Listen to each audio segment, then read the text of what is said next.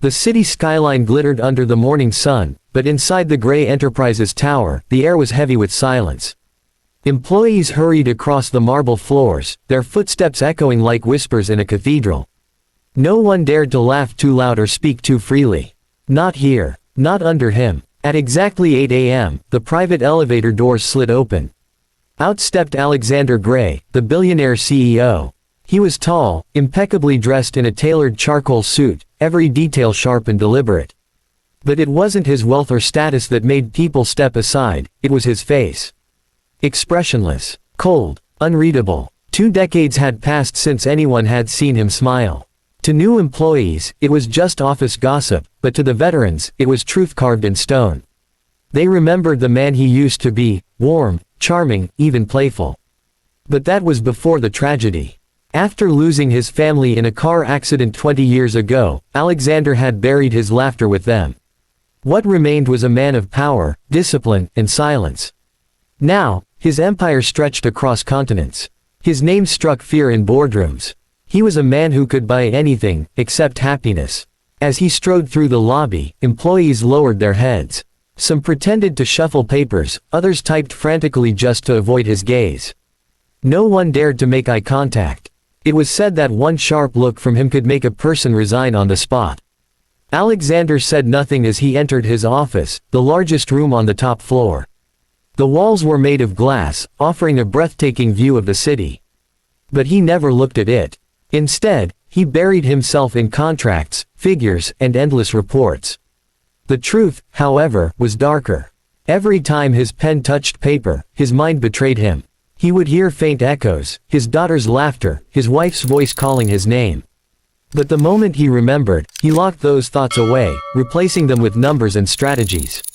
For 20 years, Alexander Gray had lived as a machine in a man's body, a CEO with no smile, no warmth, only power.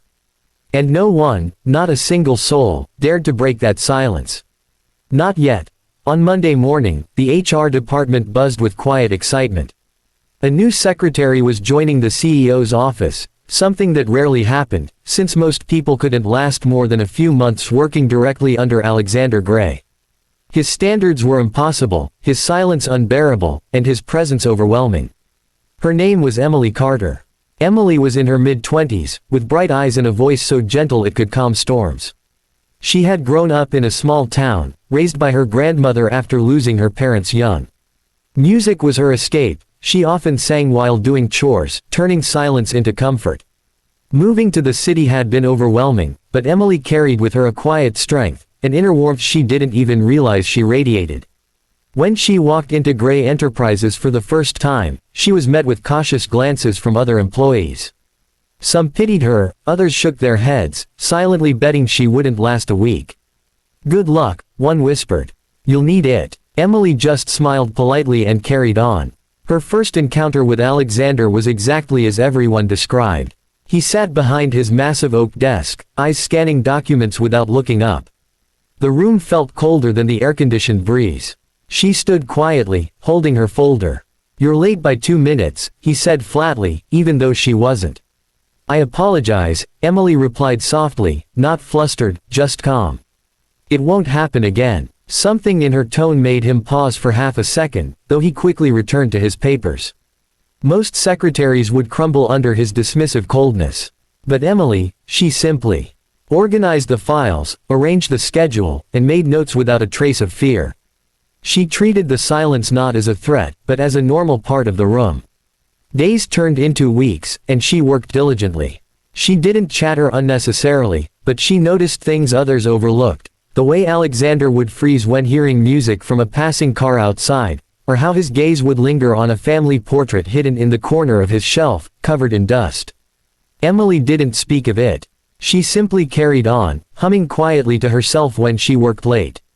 And though she didn't know it yet, her voice, the softest of melodies, was about to reach a place no one else had touched in 20 long years. It was nearly midnight in the Gray Enterprises tower. Most of the building was dark, save for the top floor, where a soft desk lamp still glowed in the CEO's office.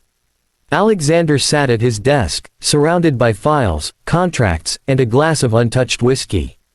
His face was as hard as ever, though his eyes betrayed a weariness that numbers and power could never hide.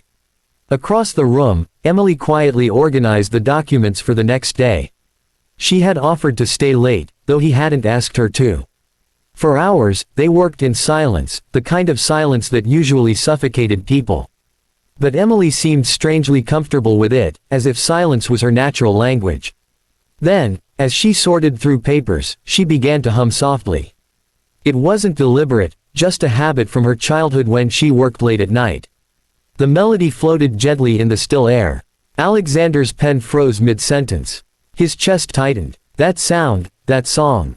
Emily's voice rose just enough to carry across the office. It was a simple lullaby, tender and fragile, yet filled with warmth. Alexander's mind snapped backward in time. He wasn't in his office anymore. He was in his home, 20 years ago, standing in the doorway while his wife sang the same lullaby to their daughter, who giggled and clapped along.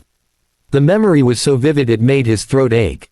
His hands trembled. For years, he had locked away those sounds, burying them under steel walls of work and silence. But now, here it was. Alive. Real. A single tear threatened to escape the corner of his eye, but he blinked it away harshly.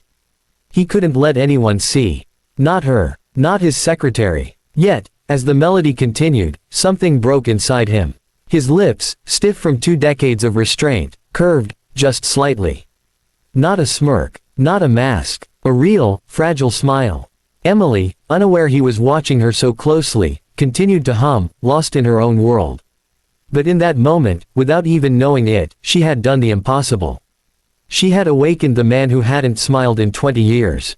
The following morning, the atmosphere at Gray Enterprises felt no different, at least at first. Employees scurried through the halls, papers rustling, heels clicking against polished marble. Everyone braced themselves for the usual tension that came with the CEO's arrival. At exactly 8 a.m., the private elevator doors opened. Out stepped Alexander Gray, as sharp and commanding as ever. The lobby hushed. Heads lowered. The familiar ritual of fear began. But something was different. His stride was steady, but his expression carried a faint softness, so subtle that only the most observant noticed. His eyes seemed lighter. Not empty, not frozen, but alive with something people had long forgotten he could feel. When he reached his office, Emily was already there, arranging his schedule for the day. She looked up, ready to greet him with her usual calm politeness. But what happened next nearly made her drop her pen. He smiled. It wasn't broad, it wasn't forced, it was small, genuine, and startling. His lips curved just slightly, and for a moment, his cold gray eyes warmed as he looked at her. "Good morning, Emily," he said, his voice lower, gentler than usual. Her breath caught. She nodded quickly, hiding her surprise, but her heart pounded. Did he just smile? The change did not go unnoticed.